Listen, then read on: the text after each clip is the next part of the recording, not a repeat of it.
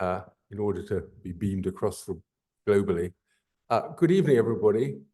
Welcome to what is the first event organized by the British Institute of Ankara this year.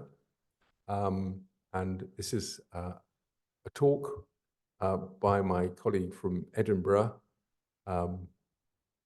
which I shall speak about in a minute. I should perhaps introduce myself. Some of you may not know me. I'm Jim Crow, and I'm the chair of the British Institute. And this is I think, the third year in which I've been chair. And I welcome you on behalf of the Institute. And we don't have any big signs talking about the British Institute of Ankara, but there is behind me a sign which has got more words than it ought to have, because you can't read it from a distance, which is about, and the actual bit that matters is actually out of sight. The person who organized that really ought to be shot, or they didn't study art history, which is most likely.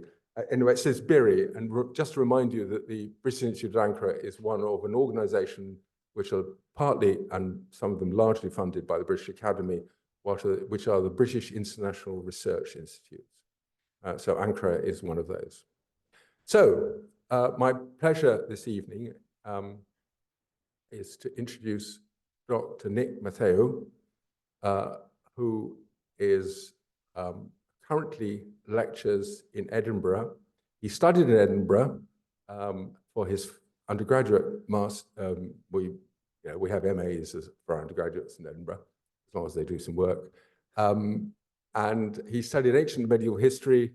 And in fact, I taught one of my courses when I was still teaching there to Nick. He managed to climb out of the silo, which is history, and take something in archaeology. Not many managed to. I've got the initiative to do that.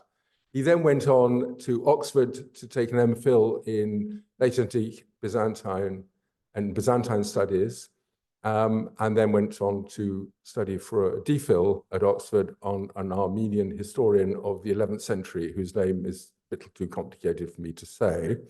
But he's quite important because he talks about the Battle of Manzikert and the arrival of the Seljuqs. From there, he became past and present research fellow at the Institute of Historical Studies, and then went on to be program manager of the Armenian Institute in London. And from there, we were very happy to recapture him and drag him north, and he is now lecturer in global medieval history in the School of History, Classics and Archaeology in Edinburgh, and a member of the Centre for Late Antique, Islamic and Byzantine Studies at Edinburgh. So I think that's enough of an introduction, and I'm very pleased that Nick can talk to us today about medieval Armenia and Ani, and I suspect, and I'm sure that somebody in this audience may correct me, but this is actually the first time that the Institute has organized an event talking about the British Institute in Ankara, talking about medieval Armenia. So it is with great pleasure I welcome Nick to talk about In the Time of the Universal Khan. Thank you. Thank you very much.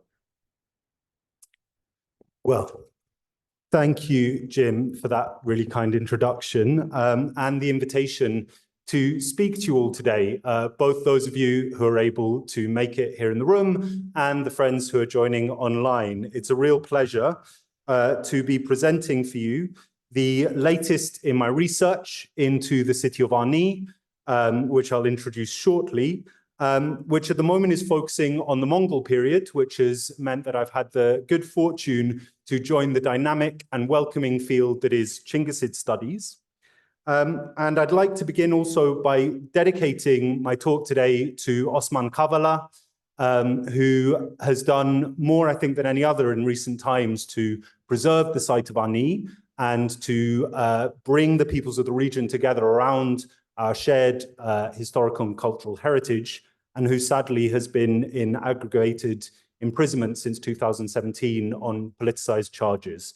So I hope that you will look into Osman Kavala and the work that he's been doing, and this is dedicated to his fantastic work, not least making Ani a UNESCO World Heritage Site in 2016. So the Mongol World Empire is often argued to be a time of crisis for the cities that had the seeming misfortune to fall under the rule of Chinggis Khan and his descendants. The specific images might vary, whether violent conquest achieved by astute combinations of West and East Asian siege technology, leaving behind mountains of bones and immolated structures, or a longer decline as irrigated urban hinterlands were pastoralized to support nomadic herds. Whatever the specifics, though, the impression is overall more or less the same.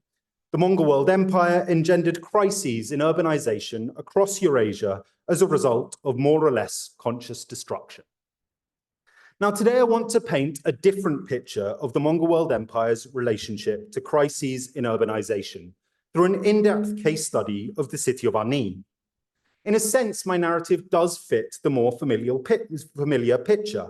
At the beginning of Mongol rule in 1236, there was an apparently thriving city, while in 1331, Ani stood on the cusp of precipitous deurbanization and eventual abandonment. In many more important respects, though, my narrative departs from this standard image. Ani's deurbanization wasn't a result of active destruction, nor of neglect, but the exact opposite. It was a result of the city's deep integration into the political economy of the Mongol World Empire, and especially the fiscal administration of the Southwest Asian Chinggisid polity that is ruled by the descendants of Chinggis Khan, known as the Ilkhanate. Ani's crisis in the early part of the 14th century is a microcosm of the wider crisis in the Ilkhanate and the Chinggisid world order, which developed in these same years and arguably set in earlier. So the city allows us to examine the dynamics of that crisis from the standpoint of a city with a unique source base. Now, Ani lies today exactly on the border between the modern republics of Turkey and Armenia. You see here the walled urban core on this triangular plateau, beside which runs the Akhurian or Arpaçay river that marks the modern border. And this means that most above ground remains remain within Turkish territory, but the urban area as a whole, that is beyond this urban core, would defy nation-state lines. And here you see the city from north to south. The Akhurian lies on the left there, with Armenian territory beyond, and you see the urban core demarcated in the north, so north is at the bottom of the image you're looking at, by this impressive double circuit of walls, and you also see very clearly the densely built urban environment. And this time looking from east to west, so the Akhurian River Valley near the top with Armenian territory at the top of your screen. And again, you get a sense of Ani's densely built environment, and also you can see on the left on the right rather, as you're looking at it, the citadel of Ani. So in 1236, at the Hormos Monastery, located some 40 kilometers north of Ani, on the same western side of the Akhurian River as the image you see here, a scribe copying a manuscript containing 3 Armenian histories arranged chronologically, covering the past from creation to the 11th century Seljuq Turkish invasions, noted laconically, in this year, the Tatar took Ani and the whole world. Both in Ani and across Chinggisid Eurasia, a city's initial Mongol conquest is often taken by scholarship to be the beginning of the end. So I'm going to spend a while at the beginning today dwelling on the only source to recount Ani's conquest in any detail, the history of the Armenian monk Kyriakos Ganzaketsi. Ganzaketsi was himself captured on the same 1236 campaign and spent the summer as a secretary in the camp of a Mongol commander, where he learnt Old Mongolian and so preserves in his work a list of terms in Old Mongolian with their Armenian equivalents that's crucial evidence for historical linguists today. Ganzaketsi describes how the Mongol general Chormaghan sent ambassadors to Ani, demanding that the inhabitants submit. The leaders of the city delayed their answer, however, since, according to Ganzaketsi at least, they felt unable to respond without consulting Ani's formal ruler, named Shahanshah. That's his name, not his title. But before they had the chance to contact Shahanshah, the common people took events into their own hands and killed the Mongol delegation. And what came next is a familiar pattern repeated many times across the Mongol conquests from Persianate Central Asia to the Sinophone East. With skillful use of siege technology, the Mongol army overwhelmed the city. Some of the urban elite surrendered and saved their lives, while others came out on the promise of safety. But apparently, once the elite had emerged in all their multitude, they were divided among the troops and put to the sword. Of the entire populace, only a few women, children, and artisans were spared death and taken into slavery instead. Ani was then systematically sacked and destroyed, despoiling the so-called City of 1001 churches, as it's referred to, which had been rich in all goods, with pitiful descriptions of mountains of dead and lines of bedraggled survivors led into lives of captivity. And so the account comes to a close. Now, many modern scholars have taken Ganzaketsi at his word, and it's common to find 1236 given as a date from which Ani began to deurbanize. Certainly, the narrative resonates with other sources describing Mongol conquests elsewhere, including initial offer to submit, the killing of envoys providing a just cause, the division of captives among troops for summary execution, and the enslavement of artisans in particular, taken elsewhere to be deployed in Chinggisid's service. But this very resonance is suspiciously neat. Even more suspicious is the way that Ganzaketsi has clearly modeled his account on the earlier description of the Seljuq Sultan Alp Arslan's 1064 conquest of Ani a century and a half earlier, as recorded in the 11th century history written by Aristocratic Lastivertsi, which is the name that Jim wasn't able to remember just there, on which I did my PhD. Like Lastivertsi, Ganzaketsi attributes the conquest to the inhabitants' own arrogance, in particular those so-called leaders who were puffed up by wealth accumulated from the city's rich commerce. In Lastivertsi's account, he then states, "This is the fate of unjust cities, which are built with the blood of others, are made luxurious by the sweat of the bankrupt, and which fortify their homes with usury and injustice, having no pity for the poor and indigent." Slightly more succinctly, Ganzaketsi writes that Ani was, quote, "struck by arrogance for resulting from success, and that arrogance led to destruction, as has been the case from the beginning until the present." Now, Ganzaketsi does say in his preface that he'd consulted Lastivertsi's work, and coincidentally, or maybe not, it was Lastivertsi's history that the Hormos scribe was copying when he made that laconic note about the conquest of Ani and the whole world. Ganzaketsi's narrative also has some odd features that indicate intra-elite dynamics masked behind the apparently straightforward account. He both manages to claim that some of the elite surrendered and saved themselves, and that all of them were summarily executed, as this was just a ruse.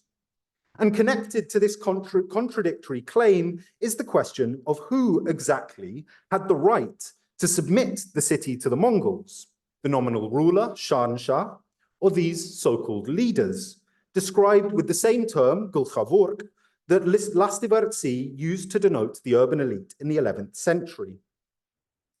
Now, although Ganzaketsi's history provides the only account of Ani's Mongol conquest, it's not our only source for reconstructing the city's political, economic, and social life before and after 1236.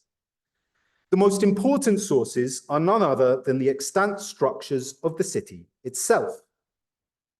Beginning in the 8th century, Armenian elites began the practice of inscribing legal documents onto the walls of their built environments, transforming them into archives in stone. Like all archives, they have a particular quality, especially the fact that the overwhelming majority of extant structures today are churches. And so the overwhelming majority of the documents that are recorded are foundations of or donations to ecclesiastical institutions.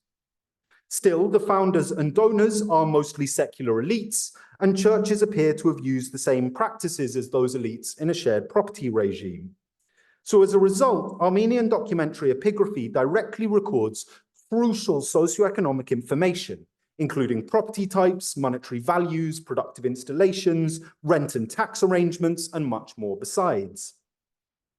For other practices and activities, they provide only proxy information, often about commerce, and on some details, they're entirely silent. Notably, subaltern classes, ordinary people, are almost entirely absent. Nevertheless, these inscriptions form a crucial and still very underutilized body of socioeconomic sources in a region where the loss of documents has been staggering. For Ani, there might be over 500 separate pieces still extant or recoverable. The edition containing those from the urban core has exactly 266. There are a further 109 from Hormos Monastery, which I mentioned earlier, and there are another 64 from another important monastery called Bagnair in Ani's environs, and further archaeology is likely to reveal more. So if 1236 had formed a crisis for Ani's urban elite, on the scale indicated by Ganzaketsi, with apparently the overwhelming majority of the elite summarily executed, this should be reflected in the epigraphic corpus. But it's not. One inscription from 1246 mentions, quote, a time of scarcity and misfortune after the destruction of the Tatars, while another from 1251 refers to the repair of a water source that had been destroyed by, again, the Tatars. And another from the same year mentions the restoration of a mill that had been destroyed and then pawned on an account of the ravages of the Tatars. All three inscriptions come from Hormos, and a scribal preface to a manuscript, again copied in 1236, says that it was, quote, written in the bitter time when the metropolis of Ani was destroyed and massacred by the Tatars. So clearly there was some destruction and death, and we should expect nothing less. It's a conquest after all. But at the same time, there are other inscriptions that make no mention of the Mongol invasion, including two donations to Bagnair from 1242 and donations to Hormos in 1245, 1247, 1250, and 1253. The epigraphic corpus, moreover, remains rich throughout the latter half of the 13th century, and perhaps most tellingly, many donations are in the names of people who say that they were descended from those who'd been in the city prior to 1236, tracing their lineage back, while not a single inscription mentions any name, so we have no attested name of anyone, elite at least, who's meant to have been killed in this massacre. If we didn't have Ganzaketsi's history then, we'd have very little reason to believe that any massacre took place. So we come back to the oddities of Ganzaketsi's account, and especially the relationship between the so-called leaders of the city and their nominal ruler. Prior to the Mongol conquest, Ani was part of an Armenian sub-polity within the Georgian kingdom's pan-Caucasian empire. This sub-polity had been formed by the Kurdish-descended Armeno-Georgian brothers, Zakare and Ivane, who are known in Georgian as the Mkhargurdzeli, the long-armed. And following Ani's conquest from the Kurdish Shaddadid emirs in 1198, the city fell under Zakare's rule. So his descendants are known as the Zakarians, including Shahanshah, who was his eldest son. In Armenian and Georgian historical accounts, Ani thus appears as one of the many fiefs controlled by these supposed feudal lords, a city that they rule effectively, as implied in Ganzaketsi's account. In the epigraphic corpus, however, the Zakarians appear notable by their relative absence. For example, all bar one of the towers in Ani's walls, that brilliant double circuit that you saw earlier, were repaired between 1209 and 1231 under Zakare and Shahanshah. But in almost every case, the inscription recording the repair is in the name of an individual member of the urban elite and only mentions the nominal ruler for dating purposes. And many neglect to even do that. So here in 1219, for example, a woman named Mama, who appears with the Central Eurasian honorific title Khatun, paid for a tower's construction out of her inherited, as well as her so-called halal wealth. Now, halal is a technical term in Armenian documentary epigraphy that refers to wealth accumulated via commercial and financial means, which is to say, wealth that's religiously suspect, very likely haram, in the way that we might today refer to a slightly dodgy transaction as being all kosher. An earlier inscription of 1209 records Mama Khatun donating a shop to Bagnair, specifically given with all its merchandise, along with a mill that she held as surety for a loan. Importantly, Mama Khatun's shop with its merchandise was situated specifically in the weavers' quarter. And this is crucial testimony indicating that Arni's urban elite were involved in the production and sale of textiles. And apparently cotton textiles in particular, alongside, as archaeology has demonstrated, wool and silk.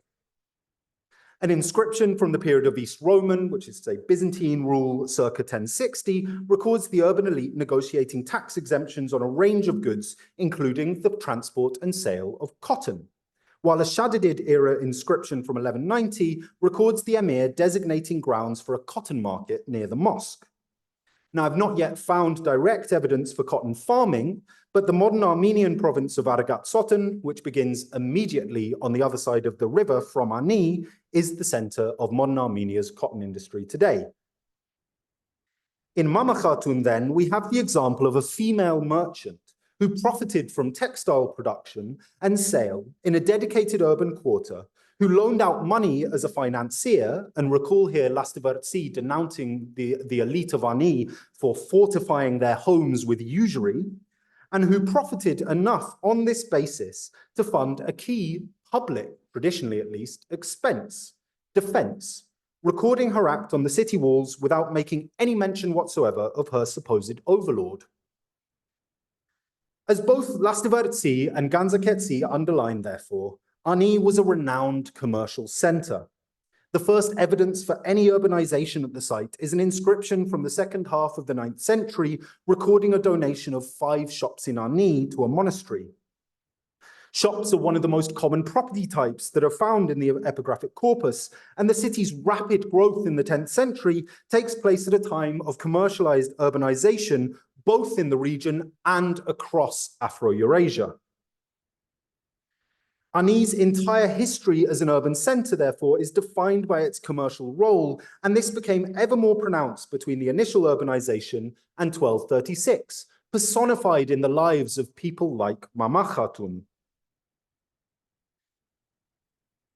The original aristocrats that dominated the city under the Armenian kingdom up until 1045, when the Eastern Roman Empire conquered the site, are better termed merchant lords, while under the Eastern Roman Empire, the elite in the city negotiated with the emperor in Constantinople for a drastic set of reductions in tax, as I've already mentioned.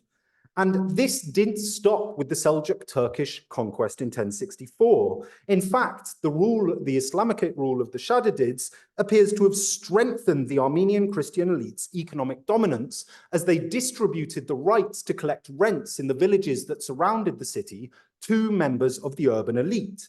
And we find this same practice in contemporary documents in Arabic and Persian from Ardabil, and by the Zakharid period, inscriptions reveal this as a dominant part of how the elite is supporting itself.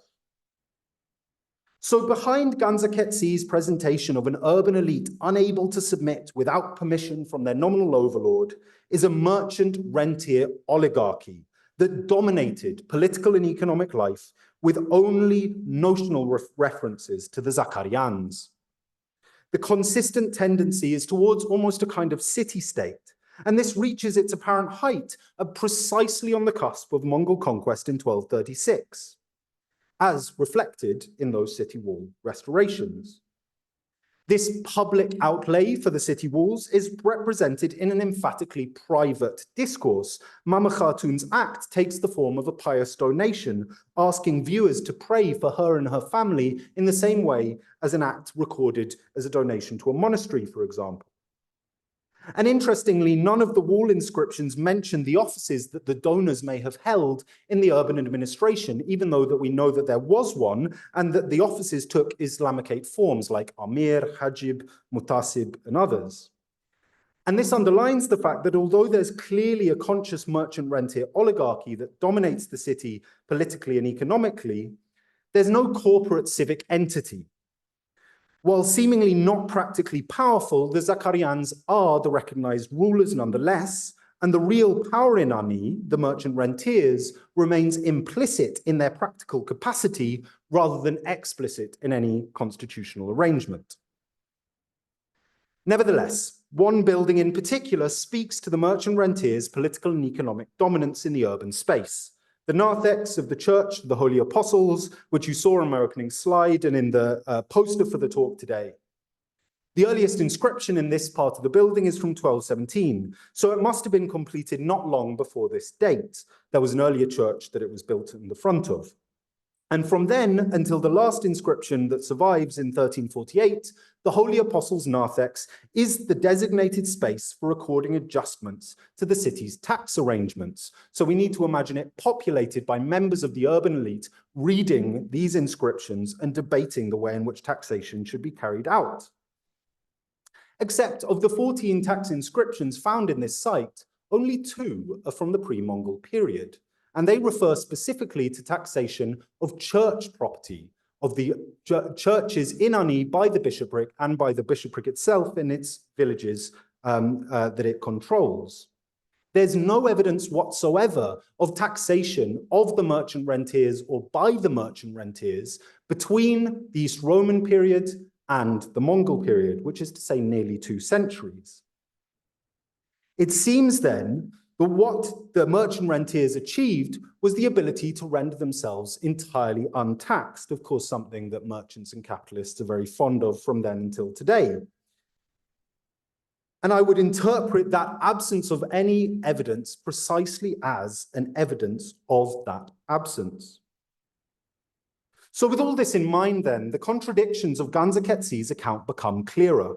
There's every reason to believe that the overwhelming majority of Ani's merchant rentiers did indeed come out in their multitude to submit to Chormaghan and so survived, but that the historian chose to paper over this fact for his narrative purposes, and we need to remember the very close relationship between ecclesiastics and the lordly class. The urban elite was coherent enough and organized around a coherent enough regime of accumulation to dominate the city politically by monopolizing the offices of the urban administration, and used this to avoid taxation, making up for the lack of public revenue in their very private donations, building city walls, but also bridges. Although the urban elite may have saved itself, the city does appear to have been sacked, and very likely the real violence fell on those subaltern classes invisible in our sources. Since the urban elite didn't have the legal right to submit to the Mongols, it was formerly the Zakarian's Shahanshah's property, and he refused to submit. Shahanshah would only himself surrender after the capture of his main seat, which tellingly wasn't in Ani, it was in Lori to the south, where his treasury and fiscal administration was based. So I think that speaks to the fact that this was not the core of his principality. When he did submit, and along with the other Armeno-Georgian lords, the Mongol conquest came to an end. And according to Ganzaketzi, Chormaghan then ordered that the villages and cities be rebuilt, quote, in the Mongols' name and to serve them. And all the lands were given back, including Ani, to the Zakarians. So in terms of crisis and deurbanization, while the experience of the Mongol conquest was no doubt traumatic, especially for the subaltern classes who would be massacred and enslaved, for the merchant rentiers, for Ani as a city, and for the nominal Zakarian overlords, all survived and retained their positions. Now, however, came the real transformation, as Ani and the whole world were integrated directly into the political economy of the Yeche Mongolulus, the great Mongol state. Now, Ganzaketzi's account is fairly brief and unspecific, simply stating that the Armeno-Georgian lords submitted, and then the Mongols, by taxation, quote, coming and going in military service, began to place them in dire straits. A much fuller account, though, is found of Chormaghan's conquests in the monk and historian Grigor Akhnertsi's History of the Nation of Archers, as the name suggests, entirely about the Mongols. In a stylized but telling section, Akhnertsi describes how Chormaghan called for a halt to the raiding at an assembly of Mongol commanders known as a Khurultai. Chormaghan is presented arguing against others who preferred to continue raiding, saying, quote, the ruin and destruction of the land is enough. Let it remain cultivated, let them give us half the yield of vineyards and fields, and keep half for themselves. The commanders who'd argued for continued raiding miraculously died that night, and no less a figure than Chinggis Khan himself, erroneously presented as still alive despite having just died in 1228, states that this was a sign, saying, quote, "It is the will of God to take the country and to keep it flourishing, to impose the yasach," remember these terms, "and keep the people under our command so that they give us tzru, mal, tagha, and khubchur.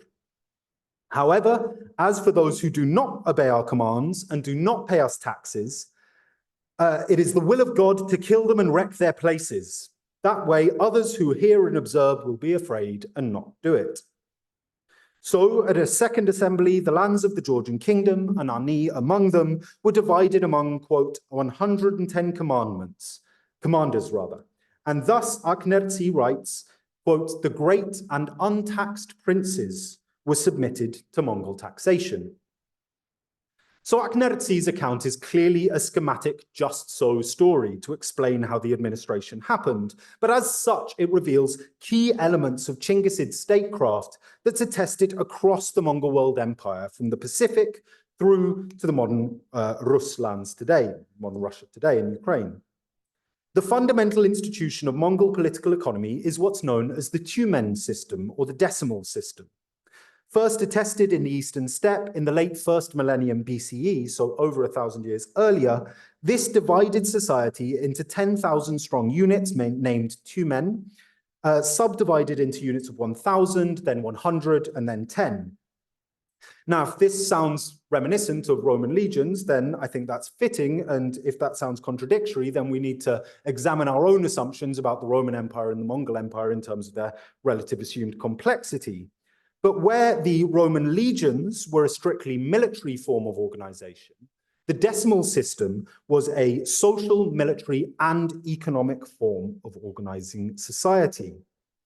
As befits a nomadic social system, the Central Eurasian logic of power was focused on people and livestock rather than land as such, but no less complex for all that. They were organized into households and registered in meticulously planned censuses and executed censuses. So the great Khan Munke, for example, carried out the largest single exercise in pre-modern statecraft, censuses across the entire world empire in the 1250s, as recorded in Armenian, Chinese, Georgian, Persian, and Old Slavonic sources. This established the basis for both military service, imposed on one man from every 10 households, and crucially for taxation. And the results culturally are reflected in the kinds of artistic production you see here. In Aknertsi's account, remember, he specifically mentions 110 commanders. So that would be 11 Tumen, but it seems that the units of 1,000 were the real basis of the system rather than the more unwieldy 10,000. The terms then that he mentions as being imposed all refer to kinds of tax. For example, the mal was a kind of land tax, the tagha was levied on food and provisioning for the army, the khubchur had been among nomads a 1% herd tax, 1 in every 100 livestock had to be given to the aristocrats, that was then applied to sedentary populations as a 1% wealth tax rather.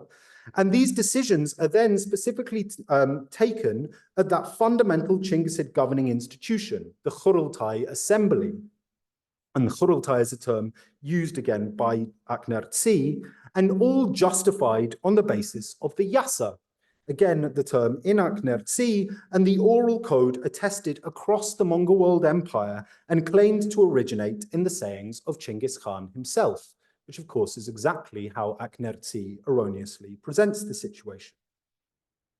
So this account illustrates the deep integration of the lands of the subordinated Georgian kingdom into the Mongol world empire. This is not some distant tributary vassal. It is directly administered as closely as northern China. The Georgian kingdom was divided into 8 tumens provided by the locals, with 3 Mongol tumens, 5 from the primarily Georgian lands, and 3 from the Armenian, including 1 provided by the Zakarians, which may actually have temporarily reinforced their position in Arni vis-a-vis the urban elite. Military service and taxation caused major revolts among the Armeno-Georgian lords in 1249 and again in 1259-60, and the latter of which seems particularly aimed at the khubchur, this wealth tax that weighed so heavily on them. So the crucial question in Arni is how the imposition of Mongol taxation transformed social relations within and between the merchant rentiers and their nominal Zakarian overlords. For the pre-Ilkhanid period between 1236 and the late 1250s, there are unfortunately comparatively few clues. Shahanshah founded a church in 1251, and I've already mentioned those donations that make no mention of the conquest, but in their existence indicate that economic life is continuing relatively, but the slight drop-off might indicate that the imposition of taxation did cause some turmoil. Indeed, some later inscriptions indicate that the period saw a 10-fold drop in the monetary value of an entire village, a time when, quote, land was cheap and gold was dear, as the imposition of monetized taxation compelled the owners of land to sell in order to pay their burdens, which obviously provides opportunities for elites who tend to be cash rich. The Franciscan friar William of Rubruck dined with Shahanshah on his return from a diplomatic mission to Munkeh Khan in 1256 and described how he chafed at Mongol rule, although he did also say that he possessed all things, and William visited Ani as well. Importantly, this wasn't where he met Shahanshah, so it still wasn't the main Zakarian seat. And he says that the Mongols had a governor there, which would fit perfectly the kinds of statecraft used in the pre-Ilkhanid period. But unfortunately, no inscription describes what this governor, no doubt a Baskak in Turkish or Dargachi in Mongolian, what he might have actually been doing in the city. But all this changes with the establishment of the Ilkhanate, following Hulagu Khan's famous campaign from 1256 to 59, when, among other things, he destroyed the assassins' stronghold at Alamut and sacked Baghdad, bringing to an end the classical Abbasid Caliphate. The name Ilkhan means loyal or submissive Khan, indicating Hulagu's loyalty to his brother Kublai, famous from Coleridge, in his civil war against their younger brother following the death of their elder brother. But whilst the Ilkhanate was still part of the Mongol world empire, for Ani's merchant rentiers, the Ilkhan becomes the new universal Khan, and this is clearly stated in the inscriptions. And this represents then a drastic reduction in the distance and relative intensity of Mongol administration and statecraft. No longer do you go all the way to Karakorum, but now you have a very literal, physical proximity to the Ilkhan, who continued the nomadic practice of moving between summer and winter pastures. Their chosen winter pasture lands were the Mugan Plain around Tabriz in Iranian Azerbaijan today, which is about 350 kilometers from Ani. And Tabriz then becomes something like the capital of the Ilkhanate. And the fiscal administration, the Divan, was based in this city. According to the anonymous Georgian history known as the Kartlis Skovreba, moreover, the summer pastures chosen by Hulagu were in the regions around Lake Sevan, which you see here, known as Gelakuni in Georgian and Gerarkunik in Armenian, which is only 120 kilometers from Ani. Gerarkunik, moreover, had apparently already been used for summer pasture under Chormagan, and here, describing this process, the Georgian history draws a direct connection to Ani's conquest, saying for a summer camp, they used the highlands of Gelakuni and Ararat, for Chormagan had already captured Ani. So apparently you captured Ani and this region falls into your hands. The connection between Ani and the Ilkhan summer pastures is further reinforced by an inscription of 1276 from Meren, which is about 34 kilometers to the south of Ani, on the western side of the Akhurian River. And this forms a window into the dramatic transformations that are taking place in this period. It's written in the name of a certain Sahmadin and reads, in the year 1261, at the time of the universal Khan Hulagu, I, Sahmadin, bought the royal palace of Meren from Artaşir, son of Shahanshah, with my halal wealth, for my own use and for the use of my children. And the inscription then goes on to describe how in 1276, Sahmadin, in the time of the universal Khan Abahu, so also the Il Khan, not the Great Khan, since there was no summer residence for the ruler, Sahmadin bought the surrounding gardens and vineyards, drew up plans, apparently entirely by himself and with no master workman, and spent a total of 40,000 gold coins on the project, which adds up to about 180 kilograms of 18-karat gold. So we have then the picture of the Il Khan spending his summers within 40 kilometers of the city of Ani. The Il Khanate thus drew Ani close to the center of Chinggisid political economy in Southwest Asia, and the result was a dramatic transformation in elite social relations, both between the Zakarians and the urban elite, and maybe more importantly, within the merchant rentiers. Sahmadin bought a palace from the apparently reigning Zakarian baron, dispossessing him as a result of his tax debts. Shahanshah himself had been imprisoned by Hulagu because he hadn't been paying his taxes.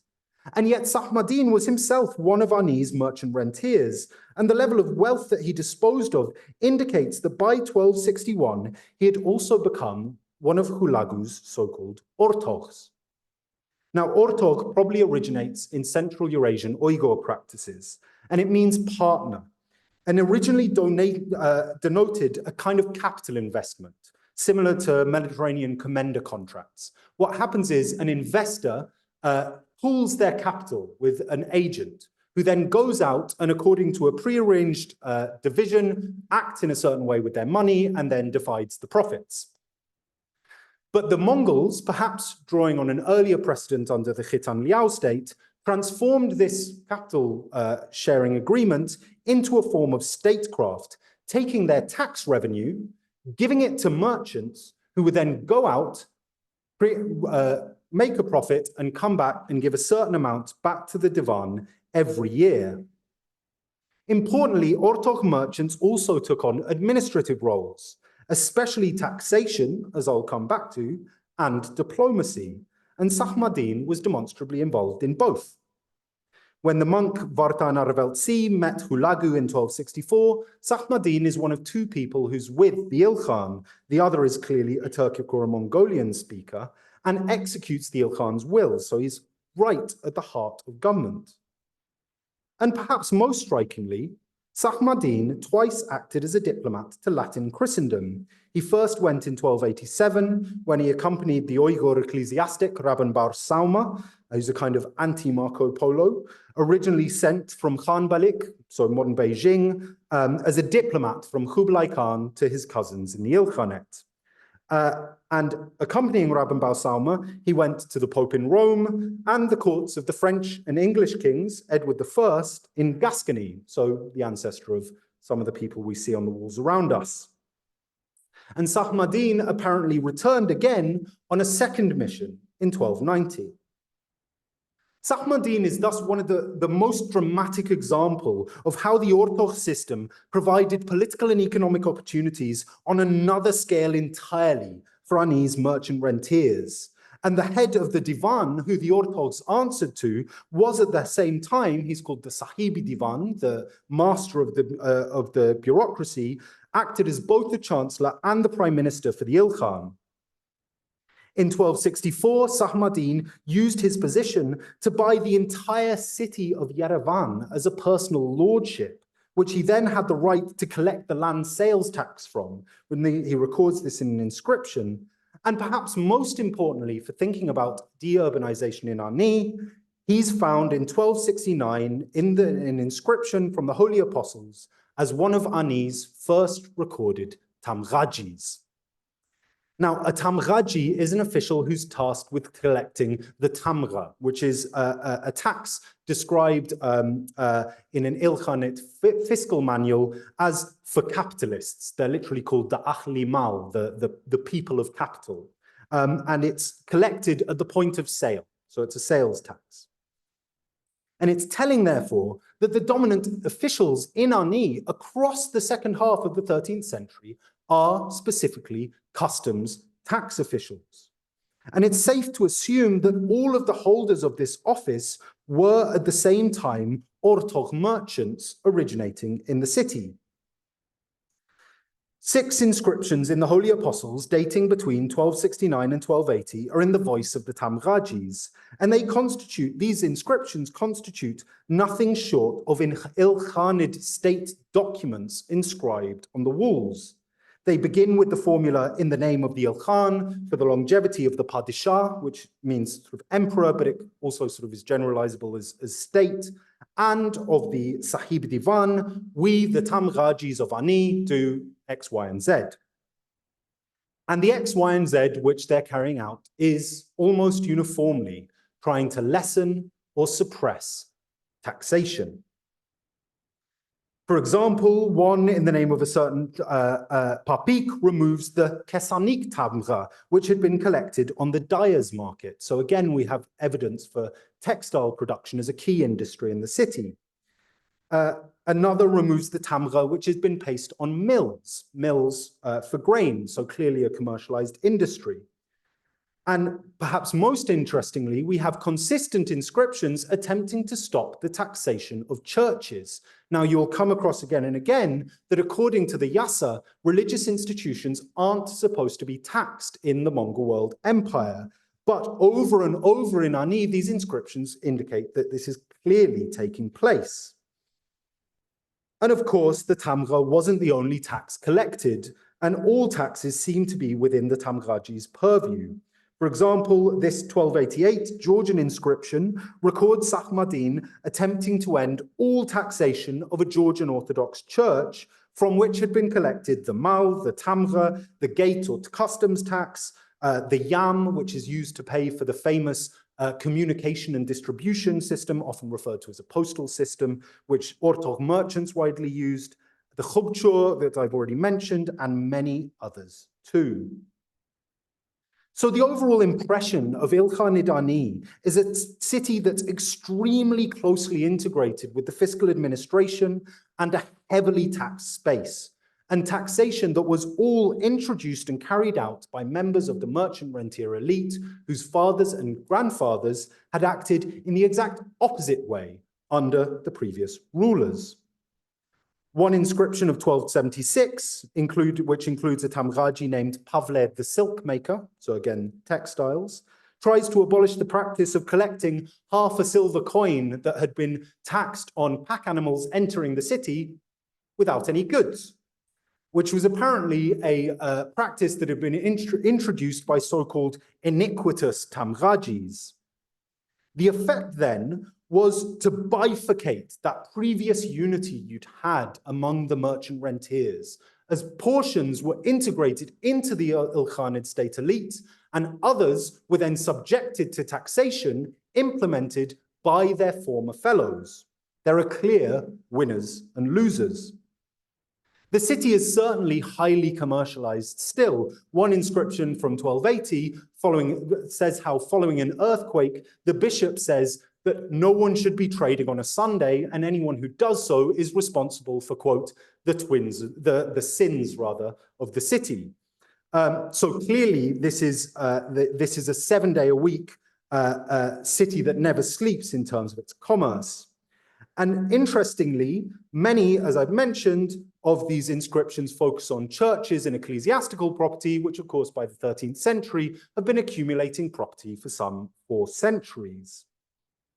Yet even these churches are subject to the whims of the Tamghajis. For example, a certain figure named Papkan, who's a Tamghaji, as well as Karimadin, purchased half of Hormoz's entire property portfolio with their halal wealth. So a monastery that had essentially functioned as the collective institution of Ani's urban elite had become largely the individual property of two Tamghajis. The Zakarians, on the other hand, are better attested in the late 13th and early 14th century than they had been in the period of their apparent rule prior to 1236. And notably, they're also there found trying to lessen and abolish taxes, particularly on livestock, which may be an indication of taxes that they were in charge of collecting in the early years of Mongol rule. One notable figure is a certain Huanze, who was the great-granddaughter of Zakhare's brother Ivane and had married her cousin Shahanshah II and moved to Ani around the year 1300. She was born from the union of her mother, Shahanshah I's niece, Khoshak, and the Sahib-i-Diwan, Shams al-Din Juvaini. In the Holy Apostles, then, she left the last extant inscription by a reigning Zakarian, dating to 1320, the year, she says, when her husband died. And typically, it's a tax exemption. Interestingly, an earlier inscription in 1303, given in the name of the Ilkhan, describes how another Zakarian brother also had come on the orders of Shahanshah and tried to suppress taxes because of the difficulties of the city. But in 1321, the year after Huanze's tax exemption, an inscription above the main gate states that Ani was no longer even nominally a Zakarian holding, but had become the personal estate, the Khasinju, of the last Ilkhan, Abu Sa'id, dispossessing Huanze and her son, fittingly named Zakare. So Ani's close connection to the Ilkhan-i-Diwan had managed to integrate both the merchant rentiers through the Ortogan taxation system and the Zakarians through marriage, and reached its logical conclusion in the direct administration of the city by the Ilkhans. Now, this decision may have been prompted by fiscal difficulties within the Ilkhanate itself, the most dramatic sign of which is an ill-fated experiment with paper money in the 1290s, where they tried to implement the same system as their cousins in the Yuan state in East Asia had been using. And scholarship tends to assume, though, that fiscal difficulties then disappeared after the 1290s with the reforms brought in by the Ilkhan Ghazan, as described in the history written by his Sahib-i-Divan. The example of Ani, however, indicates that this may be a false impression, and fiscal difficulties continued from the 1290s throughout. Certainly, general levels appear to have been dropping drastically, and administrative geography written in the 1330s by an Ilkhanid fiscal official says that the province of Georgia had previously produced 5 million dirhams for their native kings, but now only returned 1.2 million. As a personal estate, Ani was now administered by two so-called patrons, including a certain Greco whose title, Agha, indicates that he was especially close to the Ilkhan himself. Their inscription in 1321, stop me if you've heard this before, says that they're trying to reduce taxation on the city, as this had been starting to cause extreme dislocation in the urban life. But only 10 years later, in 1331, the last inscription by the Ilkhans again introduces a tax abolition, stating that all taxes, bar the tamgha, were no longer to be collected, since previous violent and unlawful collections had driven away both elites and commoners. The final donation at the Holy Apostles, a certain does mention a shop, and titles are mentioned here from the earlier urban administration, and there are Tamghajis in 1320, as well as Zakarian apparently acting as one of these patrons in 1336, and he donates 4 villages. So we should maybe be cautious about drawing hard and fast lines, but the general picture is certainly clear. So in conclusion, there's no doubt that Afro-Eurasian-wide conditions compounded the internal dissolution of Ani's merchant class and contributed to Ani's deurbanization. The 14th century is a time of general crisis across Afro-Eurasia, as well as the Chinggisid world order. In the late 13th and early 14th centuries, the primary transcontinental commercial routes seemed to move north away from Ani through the Chinggisid state known as the Jochidulus or the Golden Horde, or south from Tabriz direct to the Syrian coast and Cilicia. So they avoid Ani entirely.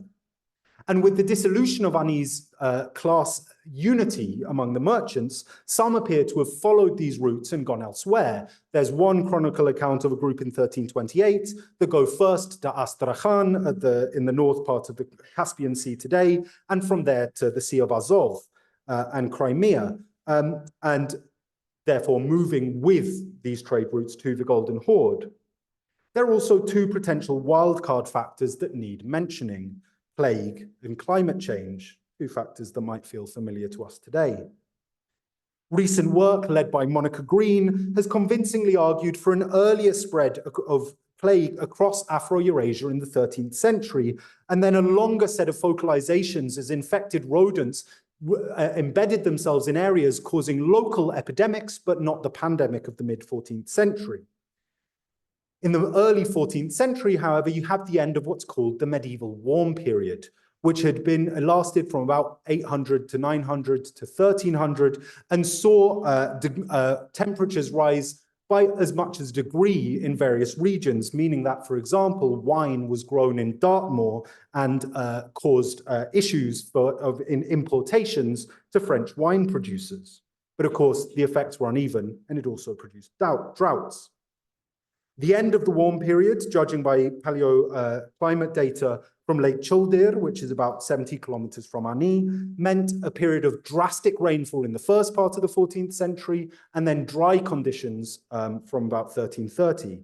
And if cotton was really crucial for Ani's economy, then that would have destroyed a number of crops, perhaps whole farms, and obviously would have played havoc with agriculture in general. And this might be connected, along with general pastoralization, to the better evidence for livestock taxation and livestock as donations in the early 14th century. Still, many cities suffered from a plague without deurbanizing, and many regions experienced climatic and agrarian change without being abandoned. So in the end, I'd argue as ever that the prime driver is the historical development of social relations. By the early 13th century, no single group had an interest in maintaining Ani's urbanization. An elite unity is above all necessary for the continued domination of subaltern classes upon which their class reproduction relied. Two inscriptions from the second half of the 13th century provide our only direct evidence for subaltern conditions, and both mention enslaved peasants. One of 1262 even mentions their name. I only read this recently and found it touching. They're called Mehravan and Khachatur, the only non-elites whose names we have from some half a millennium of Ani's history. Abu Sa'id, of course, explicitly says that commoners left along with elites, and perhaps this indicates that they exercised that time-honored form of resistance and ran away. If this was the case, then it underlines the fundamental role played by Mongol political economy in Ani's crisis and deurbanization. The city had the misfortune not to end up under Mongol rule, but to be tied so closely to the Ilkhanid fiscal administration that it experienced higher rates of taxation than other cities like Kars, Erzurum, or Yerevan, all of which survive. As I've mentioned, scholars have puzzled over the apparent collapse of the Ilkhanate, just as it appeared its strongest. But perhaps, Ani tells us, it wasn't. The period of Ani in the Mongol world empire thus both reinforces and reframes the Chinggisid's relationship to crises of urbanization. Ani's trajectory between 1236 and 1331 saw the urban elite and the Zakarian lords found by Chormagan drawn ever more closely into the orbit of the universal Khans, fundamentally transforming their social relations. And in the end, this meant that the most powerful among them were more invested in the survival of the Chinggisid world order than in Arni's continued existence. Thank you.